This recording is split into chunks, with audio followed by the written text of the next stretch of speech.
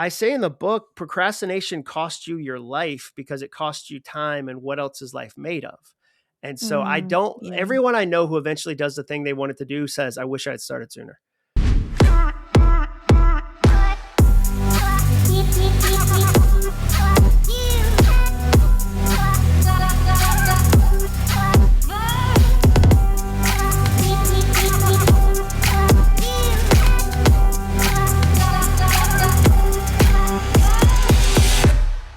Hey, friends, and welcome back to the Show Up season of The Mary Moran Show, a season all about how we never asked you to be perfect. We just asked you to show up. And today is clearly one of the best days ever because today I get to sit down for the second time now with my all-time favorite author, someone who became a dream endorser for Underestimated, and someone who is the real deal and actually shows up to put in the reps and put in the work before he guides us on where to go.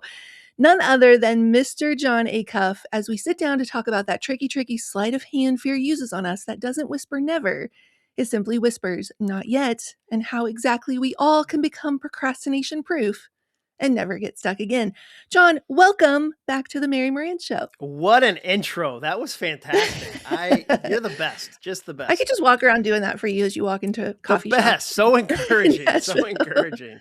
I love it. Okay, so John, when I wrote to ask you to endorse Underestimated, I attached this picture of the two of us, which we will pop up for our friends on YouTube, that is actually from, I think, 2012 at one of your book signings for Do Over. Crazy. 14 years ago. Crazy. But I was actually already a fan of yours for several years, even before that point, going all the way back to the Nebraska years and Quitter. Oh, yeah. As I thought about leaving law firm offers to become a photographer, even before becoming an author. And you are now on your 11th book. So I think a lot of people might have a hard time believing you have ever struggled with procrastination. Like you just wake up and crank out books Elwood style, right? Like it's hard. So just kind of talk about that. Is it true? Do you ever actually deal with procrastination?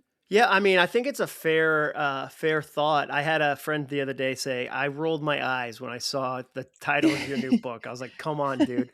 But what I would say is I wouldn't have written this on book 2 because I didn't know it. I couldn't say it. So book 2, I couldn't say procrastination proof never get stuck. Book 11, I feel good about going, hey, I figured out how to do stuff. I think you'd love to do stuff too. Here's the system I use. So for me, it was really, I knew in the 3rd grade I wanted to write a book. I didn't write one until I was 34. Like I didn't write one in my late teens, I didn't write one in my early 20s, my late 20s, my early 30s. So I procrastinated a lot right up until about my mid 30s. And then I started to work on it. Then I kind of went into the lab of my own life, and then I would, work on it and then test it with other people. And so my books are always written, or I feel like the best books I've written started with a problem I had in my own life. And then I went to look for a solution. And if I found a solution, then I researched it and tested it. And then I went and said, do other people have the same problem too? And then if they do, then I create a book about it. So Finish was about perfectionism. Do Over was about job change. Soundtracks was overthinking. And this one, I am somebody who worked a lot on procrastination, and I know it's a challenge. And I think people are capable of more than they think. And so that's why, I still am tempted to procrastinate. I do it less than I used to because I learned a lot of tricks. But if you met me pre 34 years old, you would be like, this guy's not going to do anything. Like when I meet people that knew me in college and in my 20s, they're like, what happened? And I'm like, right? It's crazy. Like, and they don't they're very nice about it, but it's also very easy for them to be like, I'll give you an example. One of my favorite leaders, one of my favorite speakers, writers said, when I first met you, I wouldn't have bet you'd become this. And he didn't mean it as an insult. He meant it as a compliment. I took it as a compliment, but he was right. And so that's why I write books like I do, because I'm like, I've been there. And they're trench books. So they're from, somebody who struggles with it. Yeah, gosh, I love that. You say procrastination is also the most well-funded fear in modern history. But there's another point in the book where you talk about we live in a society where personal responsibility has become like a dirty word. Oh, yeah. And so talk about that compare contrast of like the petri dish we're in right now of a world designed to keep us procrastinating, but how it's also our ultimate responsibility. Well, the line about it's the most well-funded fear is that Hulu doesn't fund perfectionism.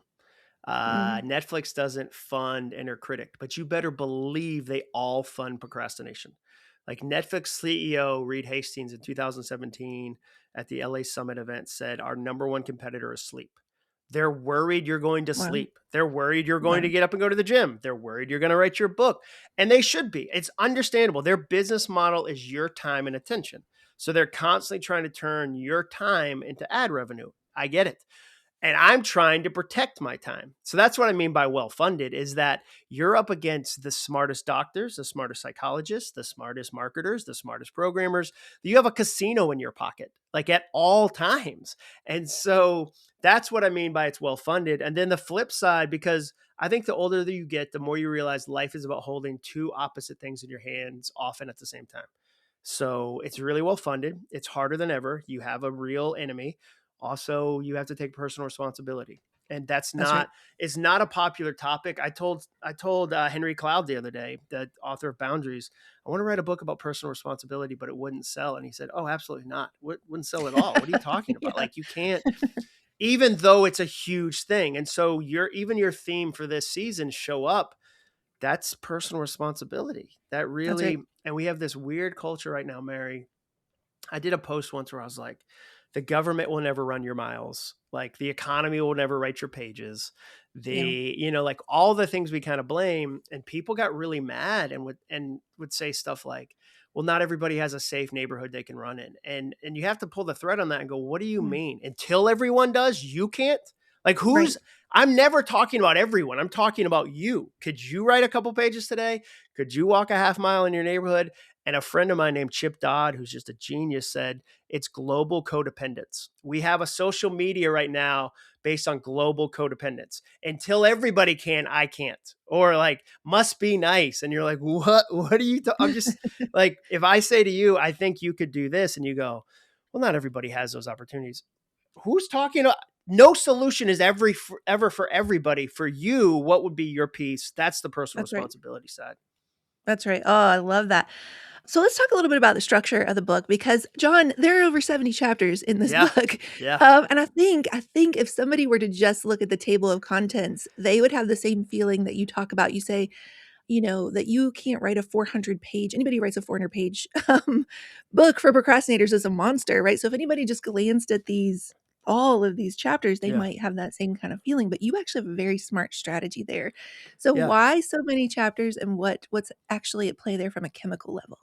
Well, so as somebody who is a procrastinator, I read all these books when I was researching that would be 400 pages. And I would say, if you have a 90-page note section in your book about procrastination, you're a monster. You're not a procrastinator. That's Jane Goodall writing about monkeys. I'm a Yeah, monkey writing for other monkeys. And so, like, I don't like when I'm in a Kindle and it says 82 minutes left in the chapter. I'm like, dude, what?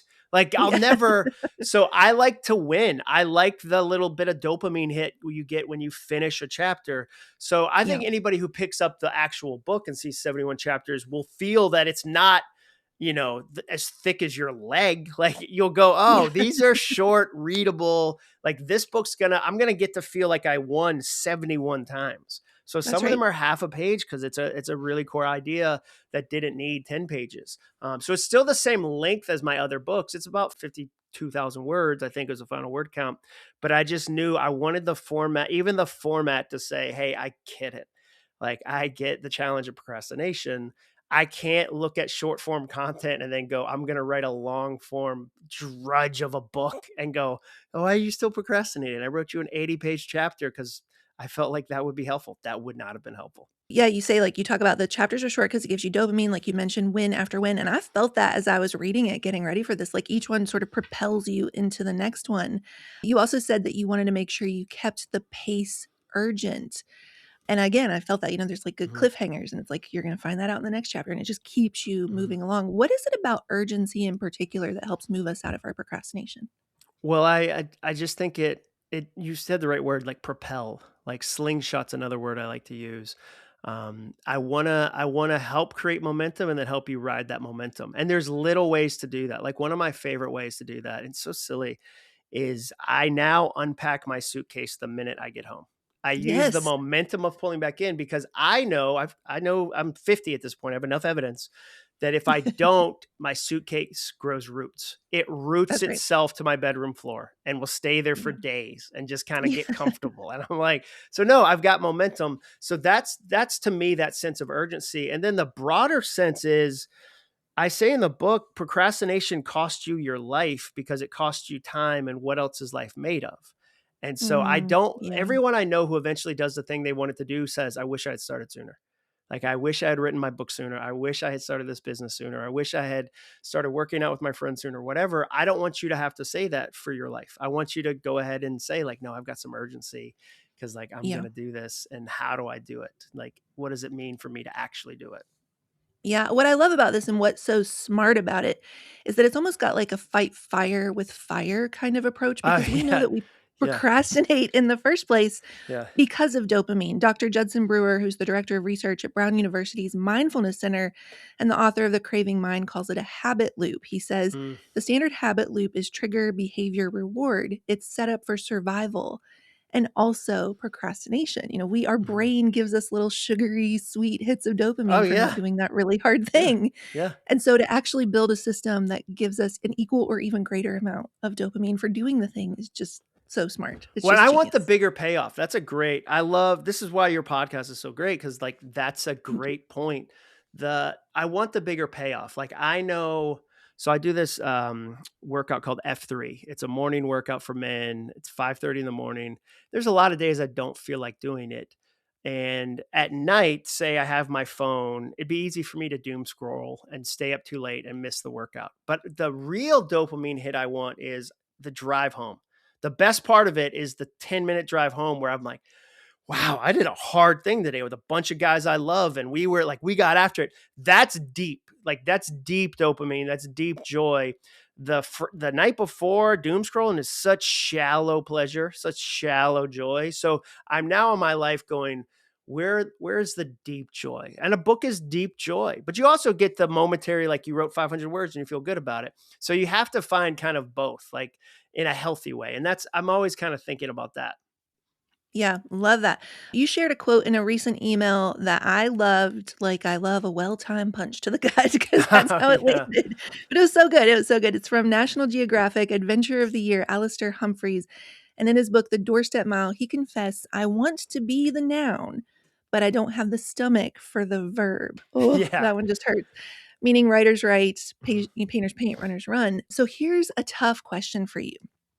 Big, big question. mhm, You talk in the book about all of us can stop procrastinating. All of us can have a remarkable life, mhm. which we're going to talk more about what that means to be remarkable. And so, based on Alistair's quote, all of us want the noun, not all of us can stomach the verb. Is it the goal to get us to all verb, or does that actually represent a necessary, I wrote litmus test, price of admission, separating the wheat from the Oh, chaff? You come know? on, Mary. No, What do this you isn't a feel? tough What do you question. This is an feel? awesome question. So, Good. so I'll just skip ahead a little bit. I'm sure you've got questions for it, but the whole concept of the book is you give yourself permission. There's 4 permissions: dream, plan, do, review. We'll dig into them, I'm Yeah. sure, as we go. But let's just take plan. I always tell people, like, if you won't do an hour interview with Claude or whatever your AI is, so you go into AI and Mm, you go, hey, Claude, you're the top journalist about this thing I want to do. Ask me some questions about how I'm going to do it. Just interview me. mm. Like, ask me 20 questions. Like, I'm not saying you have to have a wall that's blank and you have to be overwhelmed by like, just sit down with AI and go, hey, ask me 20 questions about this thing I'm thinking about doing and let me answer them. If you won't pay that hour, you're not going to pay the rest of it. Like, you're really like, so I like to use what you just said as a filter where I see people struggle. Dreamers get stuck dreaming, huge surprise. They have 1,000 ideas, 0 actions. And they always say to me, well, I have too many things I want to do. They have 10 years of lifetime of 10 different lifetimes of things they want to do. Their list is too long and they don't know how to prioritize it. And I think planning is a great filter. Like if I won't pay half an hour, I'm not going to pay the long-term cost. And for some reason I thought I should do this goal, or it's an old goal that I just haven't retired. And you're like, it's just been kicking around and I keep saying it. And sometimes my wife just challenged me on this. You talk about, I love that it's a gut punch for you because it was for me. My Mhm. wife's recent gut punch for me, and I haven't talked to anybody about this. It's only been like 3 days. She said, I think you use shame sometimes because it's a better, more consistent form of dopamine than actually doing the hard work. So like having a Wow. list of 30 goals that you're failing because you're not trying them gives you that shame, and shame kicks off that a bit of like, oh, Mhm. like well, it's dramatic. It's all the things and Yeah. it's bottomless. It's bottom. Yeah. And so I was like, oh, I got to sit with that. I got to like, she kind of, I'm like, where am I using shame that way? And it, cause another year I didn't write my book, or another year I didn't start my podcast. I'm such a failure. And like all of a sudden, like you've got this kind of, and maybe it's cortisol, not dopamine, but you're getting a payoff. Like there's some sort of emotional payoff. And I'm like, oh, where am I doing that? So yeah, I do think it is a filter. What you just described is how my January looked for, like, 10 years in a row, Yeah. especially when we were in the photography world. I would, set new goals for every year for, go to the Starbucks or whatever and write them all out, and they were all just a list of things that I still hadn't done yet, or Yeah. I didn't do from last year that carried Yeah. over, and then I just started to say, "This is miserable. Yeah. This is This a is not, who's terrible way." making me do this? Who is the Yeah, boss of Mary must be a jerk because somebody's the making me do worst. this. Yeah. The worst. Yeah, Yeah. I'm still, like, in a coma from all the, turkey, and we're just listing Yeah. out all the stuff we haven't done. It was terrible, terrible. Okay, so you talk about responsible me versus procrastinating me, Yeah. and it kinda reminds me of, this idea of, like, future me versus right now me. In the literature around procrastination, there's this economic term called hyperbolic discounting. The classic example is that if I offer you $100 now or Hmm. $110 a week from now, most people are going to go $100 now, bird in Yeah. the hand. But if I offer you $100 a year from now and $110 a year and a week from now, we'll take the 110 because we've Yeah. already waited a whole year. Yeah. That's good. So we can go one more week. Like, Yeah. we know what's the big deal. And so I say in underestimated, put another way, it is the reason why future you is so much more well behaved than right now you. Future you has lofty, noble goals to study Latin, eat that bag of kale in the back of your refrigerator, run a marathon, get rid of of half your possessions, backpack across Europe, and memorize the unabridged complete works of William Shakespeare in the original Queen's English. Right now, you would rather have a donut. Yeah. And so, Yeah. kind of talking about what we were just saying about our Januaries, you say procrastinators are not losers; they just don't know they're winners yet. And I just want you to unpack that in light of future you and right now you who's eating a donut, at least I am, Yeah. Yeah. Totally. where we Totally. feel that shame and we feel like losers because we procrastinate. Yeah. So, I mean, let's start with the responsible me versus, procrastinating me, or really for me, where it kicked off was morning me versus night me. So, morning me would get up and be like, I want a full day. I want to get going, but I'm tired. I'm exhausted because night me screwed me. Like, night me was disconnected from morning. Like, hey, I'm just going to do whatever I want. And here's what's going to happen. And I really learned to get them on the same page. And one of the ways I learned that was I realized, and this is why self awareness is such a superpower. I just realized for me, morning me is a great doer and night me is a great planner. Like if I wake up at 8 a.m., Mary, on a Monday without Okay. a plan, I'm doomed. I feel overwhelmed. Anything Yeah. like anything is possible, which means everything is, and I feel stressed. The phone's already ringing. I'm already getting emails. But if night me, who's a great planner, because nobody's bothering me at 7 p.m., like nobody, like if I spend 15 minutes planning out the next day, morning me will run through a wall if you just point out the wall. Like he's a great doer. So I got them on the same page and it worked so well. And that's what my definition of alignment is, where like both sides of you are working together. I was like, what could Monday me do to hook up Friday me?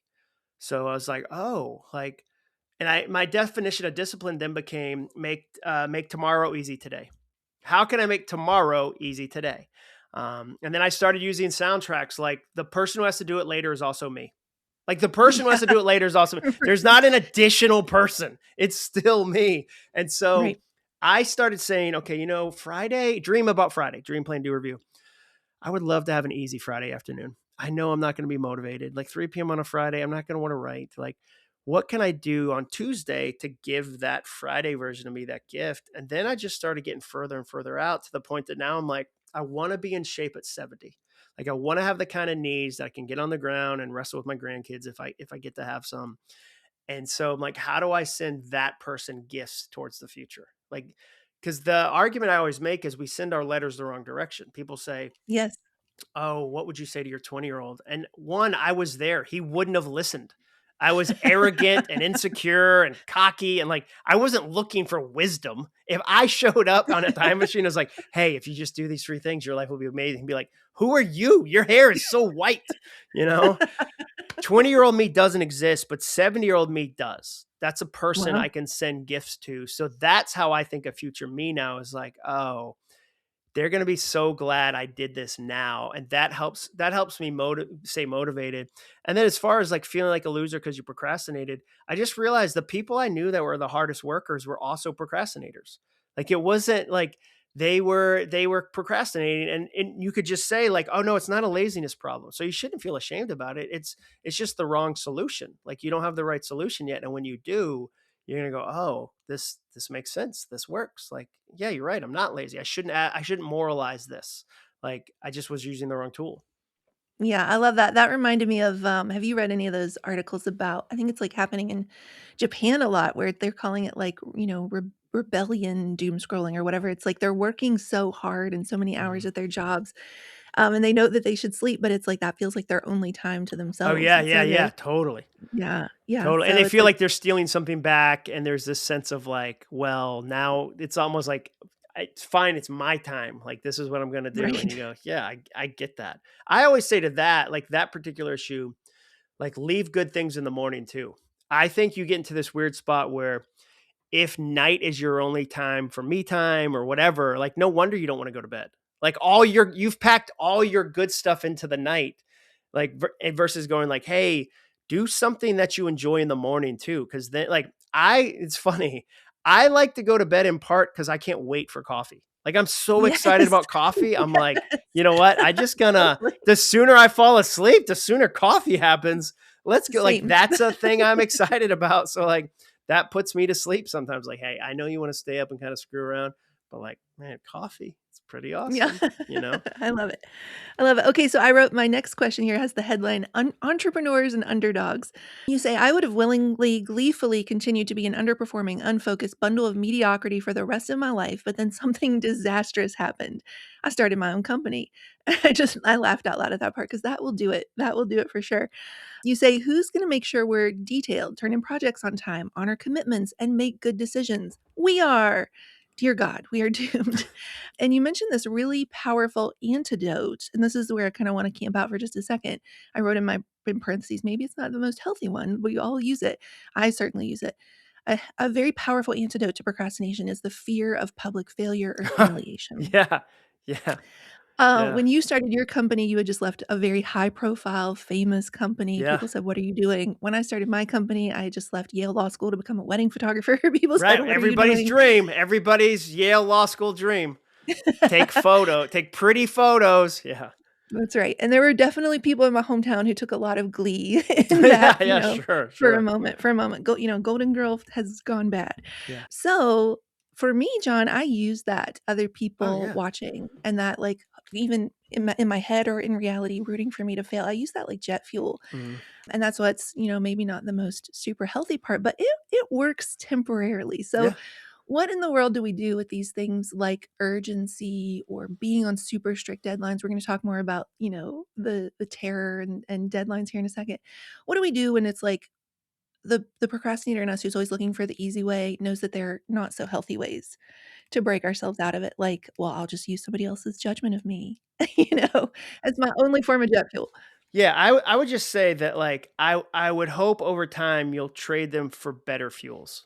I think Yeah. anybody who's accomplished would admit, boy, I've used some bad fuels. Like I just have. Mhm. Like I know some degree of my success is because I didn't want to not have money again. Like I didn't grow up with money. And I don't Mm. want to over dramatize like you never want to get into like the who had the least money argument. But like my dad was a pastor, my mom's a dental hygienist. Like we didn't have like there wasn't a ton of money in our life.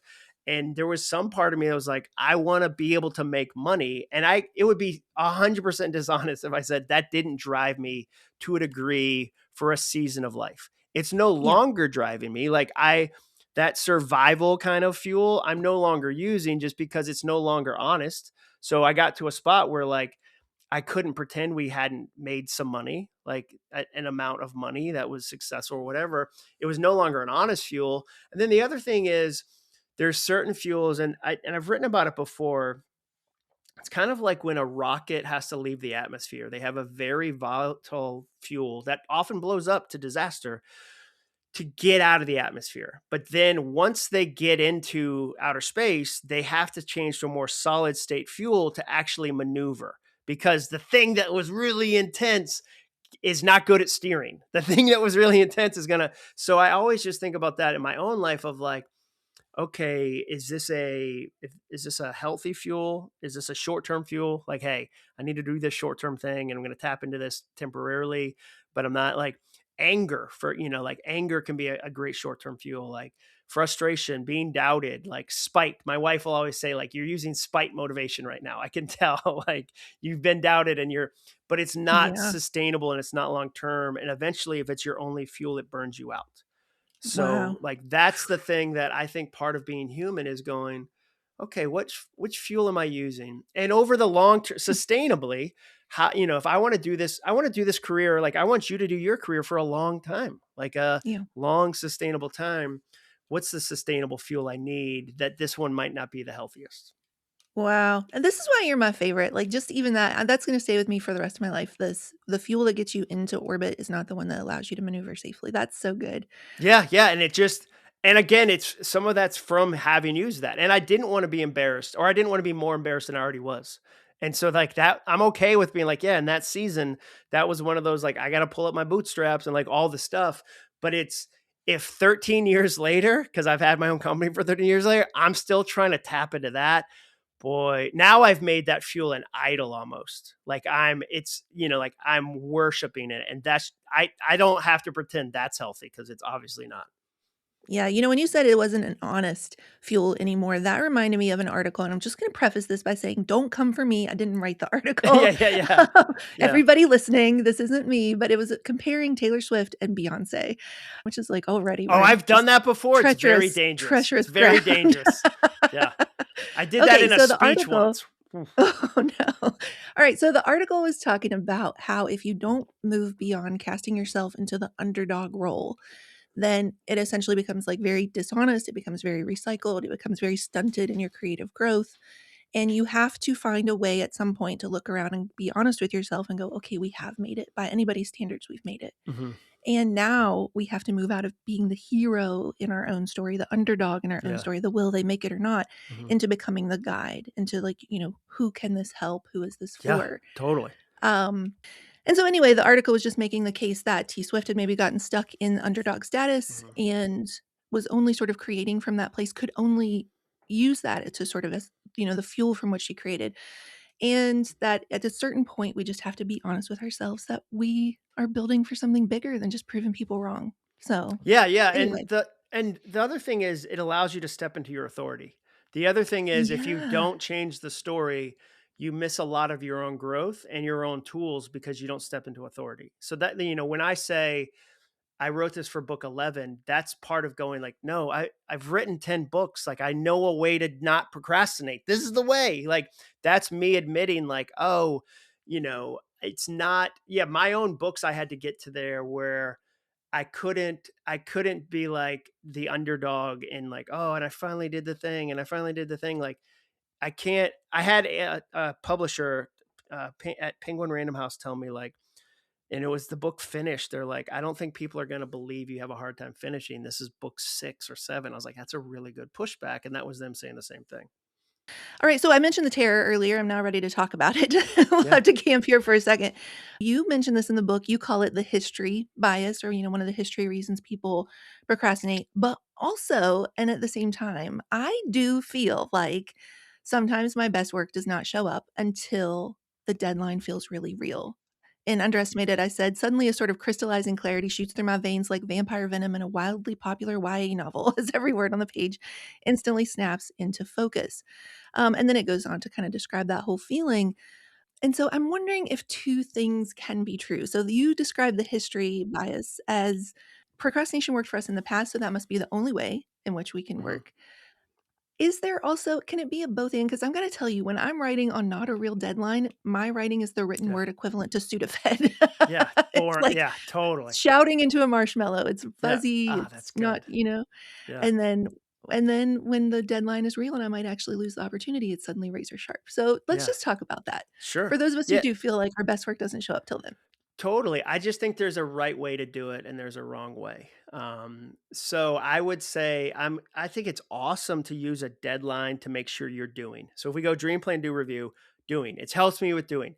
I know personally a meeting where I have to show up with a really smart idea and a document that has 5 people that I don't want to disappoint, that fires me up. I need that deadline. I wouldn't, like I've I'm not the kind of writer that just writes to write. Like I need a publishing contract. I need a proposal due, whatever. I use deadlines for doing. What I would add to that is leave a review as well. The main argument with the history is no one's first and only attempt is their best. It's just not. If you allow yourself to review it, you find an error. You find something that could be a little better. You find something that if you iterated could even improve more. So I just don't like when people say, I need the deadline, and then they do the work and right up to the deadline, and there's no chance for them to make it even better, or there's no chance That's for right. them, like even if again back to AI, if you fed your thing into AI and said, be a really tough editor and poke 5 holes into this. Tell me things. What are the arguments I haven't thought about for this point I'm trying to make that people are going to make immediately? Even that exercise, you would go, "Oh, I hadn't thought about that." Yeah. Right. Or hey, go online and find research that argues the opposite of this so that I don't have a reader find it first. I want to be able to address it. So, like, that second review would really serve the product. And so that's what I mean. But, like, yeah, I do think you can do both. I need a deadline. I need that urgency. I need that intensity. I'm the same way. But I also know my first and only attempt is never my best attempt. If I'm being honest, the review always reveals something, and if I don't build that in, I underserve the people I'm trying to serve. Yeah. Love that. Well, so history is one of them. You polled your people and you Mhm. found 5 of the most common reasons people procrastinate. Just break down, take a minute and break down those 5 Sure. for us. What are the The most rest common? are task. The task is too big. It's overwhelming. I don't know where to start.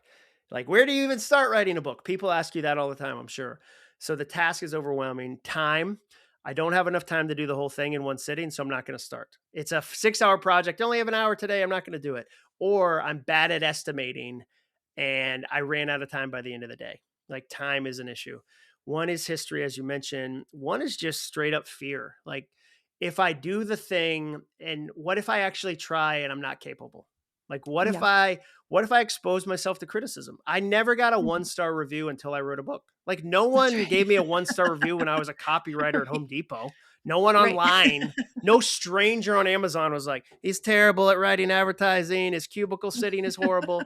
It wasn't until like, what if I do it? And there's that fear. And then the last one is ego. And that to me is the most surprising one because it's in essence saying, I shouldn't have to do this. Like, this should be somebody else's job, or it should happen faster, or it should happen bigger. Like, and then your kind of expectations turn into demands, like, and your demands turn into, delays and disappointments. And it just kind of gets out of control where you like, I see this all the time when I hate right now that we're telling young people they'll never be able to afford a house. Like, I think it's such a broken soundtrack because I always say, like, never let a 60-year-old tell you how the next 40 years of your life are going to go. They don't control those. But also, it's this sense of like, I've had got people we live in Williamson County, which is a very nice county in Tennessee. And we live in Franklin, which is like this postcard place. And people will go, yeah, my kid's not going to be able to afford a house here. And I go, yeah, you're 22-year-old. Yeah, I couldn't either at 22. What are we even That's right. talking? Like, no, of course not. Like, I moved here at 35. Like, and I had a really terrible house in a very bad school district where we had to teach our kid to read because we're like, "Ugh, this is sketchy." So, but like, yeah, that's that ego part of like, no, my 22-year-old should be able to have the thing like at this level right now. And I go, no, that puts really unfair pressure on them too. Like, and then I had a friend say it this way, and then I'll get off this rant. He was like, the problem right now sometimes is college gives a kid a $300,000 a year expectation, meaning They have the nicest apartment they'll live in for 5 years. They have a Yeah. gym. They have in essence, a lifetime fitness. They can walk everywhere for food. That, Right. like they have every service they need walkable. And then they go, I now have to transition. That's a $300,000 a year life. You transition to a small, sad apartment that's 45 Right. minutes away from work. And you feel like a tremendous failure Hmm. because the expectations have been kind of misset. And that's Yeah. where ego gets involved in like, I shouldn't have to do this. Wow. So good. So good. You say that there's, it's a tidy little list, but none of them are Mhm. the real reason. There's one underlying it. So there's one true reason we really procrastinate and also one real solution. What are each of those? Yeah, so the real reason is just the best solution we know. Like we are making the main mistake is we think it's better than the alternative of doing the thing. So I have a thing I don't want to do, or I really want to do. That's what's wild about I procrastination, know. Mary. It Yeah. applies to the things you don't want to do and the things you do want to do. Like it's equal Yeah. opportunity. So in essence, you go, I don't want to tell my mom that we're not coming for Thanksgiving this year. So I'm going to procrastinate. So my solution to that feeling, my solution to that fear is procrastinate. And procrastination is like, don't worry, I got you. You don't even have to do it. Like, we'll call her later. We'll call her later. And then like later is like the week before. And she goes, hey, what time are you guys getting here? And you go, oh yeah. And then it's an explosion. Or I want to write a book, but again, I'm afraid to find out it's hard or it takes longer than I want or to do the work. So procrastination goes, you never have to feel like that again. Don't you never, I'll save you from all the criticism. Yeah. It doesn't tell you like, by the way, you're not going to get to write a book. Like you're not going to get Right. to do the thing. Like, and Yeah. you and I having written books, like the worst review I ever had on one of my books was from like a literary magazine. And they said, the last line was something like, John Acuff's passion is undeniable, but ultimately this reads like a brochure stretched into a book, and like that's Wow. our nightmare. Like Mary, as a writer, that's the nightmare is that Right. somebody goes should have been a post-it note, and you're like, oh. And Right. that book sold like 250,000 copies. I would never Yeah. trade not helping 250,000 people to avoid that criticism. But Yeah. that's where permission goes, or procrastination goes. Don't worry, you will never get criticized. And then the solution I offer that's better is permission to just get into the lifestyle of giving yourself permission to do those things. And that's where those four permissions, dream, plan, do, review, come into play as the most important permissions. You know what came to mind when you were talking is like the perfect avatar for procrastination, or at least this face of procrastination, is Marty McFly's dad in Back to the Future, George Oh, yeah. McFly, where he's like, I just don't Before. think I could handle the rejection. Yeah, the before. That's right. Yeah. I just don't Yeah. think I can handle. Hey, what if I submit it and I don't have what it takes? Yeah, totally. Okay, so let's talk about there's got to be something about this specific kind of permission you prescribe that makes it work so well. You say, that this is going to be a very instantaneous kind of fix. It's going to be like turning off a faucet. As soon as you do this, you're never going to struggle with procrastination again. And so, if we just think about it in its most simple terms of, I give myself permission Mhm. to write this term paper, people might be like a little hesitant. So, what is it about your specific model of permission and the four steps, the dream, plan, do, review, that really is like that faucet turning off or on. Yeah, I mean, and well, part of it is that it came from real life. So the benefit to me is that I get to be in 50 to 60 of the best companies in the world every year. And I get to interact with a lot of real people in real trenches. And so that's what took me a while to write this book was that I had to find the patterns. I had to go, okay, the people that I'm like public speaking changed for me in two ways. One, when it became an act of service, not an act of performance. When I Mm, realized my job is to serve the people there, that changed everything. And then also yeah. when I realized I'm in 50 of the best classrooms every year, and if I pay attention, I'll learn. So really what happened was I went on this kind of big exploration of, okay, I'm around all these people that are doing really well. What do they have in common? I'm around, and there's a lot of people that have asked that same question, and there's a lot of books that come out of that. And so what I saw in my own in the lives of people that I was around and then tested with people were if you do those four things, dream, plan, do, review, it's almost impossible to not be successful. Like, and if you're stuck, I can usually find where you're stuck. Like we have this quiz, it's at johnacuff.com/quiz that quickly tells you like, oh yeah, this is the one you kind of tend to get stuck on. Like you're amazing at doing, but you never stop to review. Like, or like where I get in trouble as a hustler, as somebody who does a lot of doing, I'll go right from dream and I'll skip plan altogether. And I'll launch it before I've even thought Yeah. about it. I'll Right. launch it before I've even like, how do people buy it? I don't know. I'm just gonna go Yeah. ahead and announce it. I'm gonna do it. And then my team is like, who's doing customer service? I'm like, I don't know, but it's out there. And so that's what I mean by it's almost instantaneous, because procrastination stops you from doing anything. And so even doing a little is like, whoa, and again, that's where that ego gets involved. Ego kind of slides in on the back of excitement and goes, no, no, no, it's not big enough. No, no, no, no, no. It should be like we say things like go big or go home. And the reality is most people go home, but it's not some of the things you and I are talking about. We talked about personal responsibility. Like we could make a list of sexy, like unsexy things that actually work, and small steps, wildly unsexy. Nobody Yeah. likes them. You're going to get no likes on Instagram. Like if you go, hey, I walked a tenth of a mile today because that's what I was capable of. Like nobody's going to be like, you're so No. brave. You're so brave. Like they want to hear you ran a marathon with like your baby on your shoulders in That's right. Mount Kilimanjaro. Like that's so for me, that's what I mean by like it flips a switch, because you then go, okay, well, okay, then I'm stuck on the dream. Here's how I change that, or I'm stuck in planning. Here's how I change that, and it doesn't have to be massive changes. And then it just forms a success loop. You just start looping in this really simple way, and you look up and you've written. I've got another book coming out this fall. I've written 12 books, and I'm like, how did that happen? I was like, oh, it's just a loop. It's just a loop. That's all I'm doing. Wow. Wow. 2 in a year. Whew. All right. All right, John. Okay, so last big question, you talk about how the reward for reducing procrastination is not more productivity.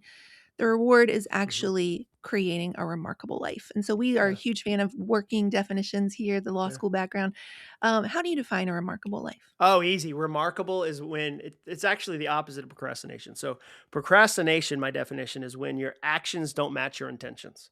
Mm, You have a thing you want to do or need to do, and you're not doing it. And sometimes there's a huge gap.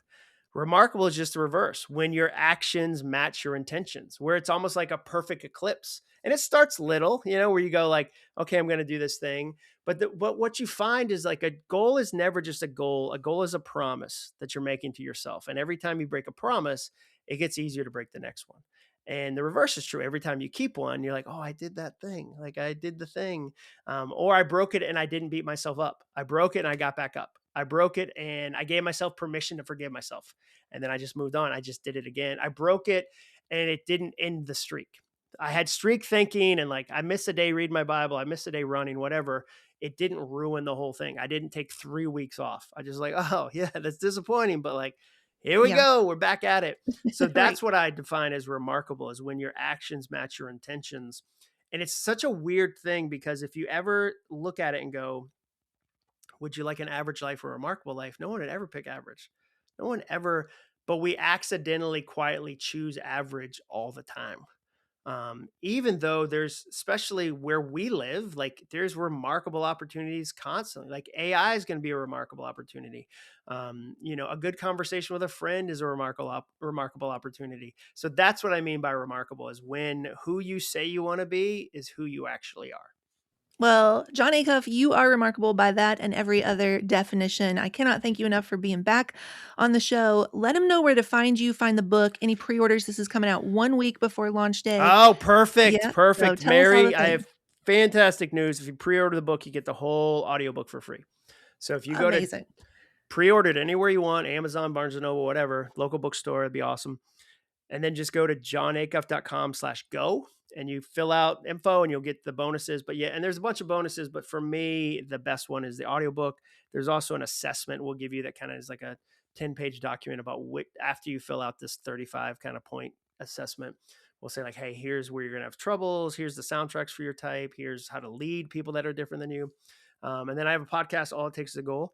And then johnacuff.com. And then on LinkedIn, I'm really enjoying LinkedIn lately. Like All right.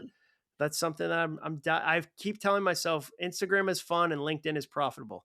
And those are different things. And as a business owner, Okay. I need to pay attention to that soundtrack. So Yeah. hit me up All on right. LinkedIn. Love that. All right, friends, the book is Procrastination Proof Never Get Stuck Again. It is out next week everywhere books are sold, but do not procrastinate and go get this pre order in so you can get this in your hands on launch day. Until then, I'll leave you with these words from John. It's okay that you're leaning on procrastination as a solution. I won't even ask you to stop using procrastination just yet. You shouldn't trust me. We just met. By the end of this book, though, you'll never turn to procrastination to solve a problem again. You won't have to. You'll have the best solution to every project you care about, and it all starts with one word: permission. And if that doesn't make you want to get this book in your hands, friends, I don't know what will. This is the Mary Moran Show, and welcome to your Show Up season.